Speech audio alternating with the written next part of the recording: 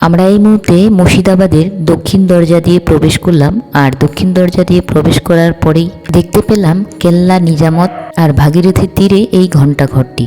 এই যে বিশাল আকৃতি ঘণ্টা, এই ঘণ্টার ব্যাপারে অনেক মানুষ অনেক কথা বলে। কেউ কেউ বলে যে নবাব আমলের সময় এটা সময় জানার জন্য ব্যবহার করা হতো। আবার অনেকে বলে যে বাইরের শত্রুর আক্রমণের যখন সময় হতো সেই সময় এই ঘণ্টা বাজিয়ে মানুষকে সতর্ক করা হতো। এই দুটো কারণের মধ্যে আসল কারণ কোনটা সেটা কিন্তু জানা নেই। ঘণ্টাঘরটা আগের গঠনেই রয়েছে, কিন্তু ইতিহাসকে বাঁচিয়ে রাখার জন্য নতুন করে রং করা হয়েছে, সেটা দেখলেই বোঝা যায়। এখান থেকে এরপর আমরা যাব লালবাগের জীবন্ত কবর দেখতে। ওই জায়গাটাকে সবাই বলে যে জীবন্ত কবর, আর সেই কবর কার সেটা আমরা যেতে যেতে একটু জেনে নিই। ওই কবরটি নাকি আজিমুন্নিসা।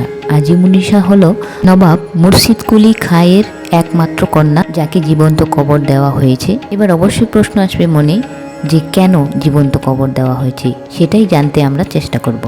আমরা পৌঁছে গেলাম লালবাগের আজিমুন্নিসার কবরের সামনে। আর এখানে প্রবেশ করতে কোনো রকম কিন্তু টিকিট কাটতে হয় না। আর এই যে আমরা সামনে দেখতে পাচ্ছি সিঁড়ি, ওই সিঁড়ির নিচেই রয়েছে বেগম আজিমুন্নিসার কবর। আজিমুন্নিসা বেগমকে যে জীবন্ত কবর দেওয়া হয়েছিল তার দুটি কারণ জানা যায়, কিন্তু তার মধ্যে কোনটা সত্যি এবং কোনটা মিথ্যে তা কিন্তু আমরা জানি না, কিন্তু তাও আমরা কারণগুলো জেনে নেব। এক নম্বর কারণটা হলো মুর্শিদ কুলি খাঁর কন্যা আজিমুন্নিসার বিয়ে হয়েছিল নাকি ওড়িশার নবাব সুজাউদ্দিন খানের সাথে। 1727 সালে যখন মুর্শিদ কুলি খাঁ মারা যান, তখন এই মুর্শিদাবাদের সিংহাসনে বসে আজিমুন্নিসার স্বামী সুজাউদ্দিন খান। এবার আজিমুন্নিসা বেগমকে জীবন্ত কবর দেওয়ার প্রথম কারণটা এখান থেকেই শুরু। একবার নাকি আজিমুন্নিসা এক কঠিন রোগে ভুগছিল এবং সমস্ত কবিরাজ ডাক্তার সব দেখানোর পরও যখন ঠিক করা যায়নি তাকে, তখন এক ফকির এসে তাকে নাকি এক অদ্ভুত চিকিৎসার কথা বলে। আর সেটা হলো আজিমুন্নিসা বেগম যদি রোজ একটি শিশুর কলিজা সেই ঔষধের সাথে 1.5 মাস খায় তাহলে তার রোগ ভালো হয়ে যাবে। কিন্তু তার সাথে সাথে এটাও বলে যে এটা 1 মাস খাওয়ার পর তার নেশায় পরিণত হতে পারে। এইসব জানার পরও আজিমুন্নিসা বেগম রাজি হয়। আর তখন নাকি সে ছিল খুব প্রভাবশালী নারী, তাই রোজ আশেপাশের গ্রাম থেকে নিয়ে আসা হতো একটি ছোট্ট বাচ্চার কলিজা, এবং সেটা গোপনে খেত আজিমুন্নিসা বেগম।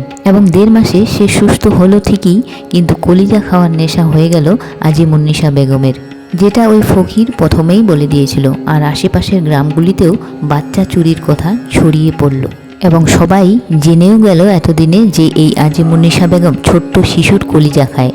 সব বাবা মারা তখন নাকি এক আতঙ্কে দিন কাটাতো। আর ওইভাবে আজিমুন্নিসার নাম হয়ে গেল কলিজা খেকো বেগম। এবং সেই কথা যখন তার পিতা জানতে পারে, মানে আজিমুন্নিসার পিতা মুর্শিদ কুলি খাঁ যখন সেই ব্যাপারটা জানতে পারে, তখন নাকি তাকে জীবন্ত কবর দেওয়া হয় এই লালবাগের এই জায়গায়। এই একটা কারণ জানা যায়। এবং দ্বিতীয় যে কারণটি, সেটা থেকে জানা যায় যে অনেকে বলে আজিমুন্নিসা বেগমকে তার পিতা মুর্শিদ কুলি খাঁ নয়, তার স্বামী সুজাউদ্দিন খান নাকি জীবন্ত কবর দেয়। কারণ ইতিহাস থেকে জানা যায় যে মুর্শিদ কুলি খাঁ মারা যাবার প্রায় 5 বছর পরে নাকি আজিমুন্নিসার মৃত্যু হয়। তাই সেই থেকে অনেকের মতে আজিমুন্নিসাকে তার পিতা নয়, তার স্বামী জীবন্ত কবর দিয়েছিলেন। সেখানেও একটা গল্প রয়েছে, তার স্বামী বা তাকে কেন জীবন্ত কবর দিতে গেল।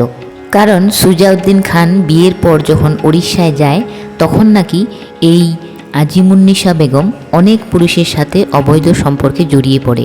আর তার প্রমাণ যাতে না থাকে, তাই এই আজিমুন্নিসা বেগম সেই সমস্ত পুরুষদের খাবারের সাথে বিষ মিশিয়ে মেরে ফেলতেন। আর যখন সুজাউদ্দিন খান জানতে পারে, তখন তাকে নাকি এখানে জীবন্ত কবর দেওয়া হয়। এই ছিল আজিমুন্নিসা বেগমের জীবন্ত কবরের ইতিহাস বা কাহিনী। এরপর আমরা আরও অনেক জায়গা মুর্শিদাবাদে ঘুরে ঘুরে দেখলাম টোটো করে, যার প্রত্যেকটার পিছনে কিন্তু একটা করে ইতিহাস রয়েছে। আর মুর্শিদাবাদে এসে আমাদের তো ভীষণ ভালো লেগেছে। আমাদের আরও অনেক কিছু দেখার বাকি রয়ে গেল, যেগুলো আমরা আবার নেক্সট টাইম যখন আসবো তখন কমপ্লিট করব।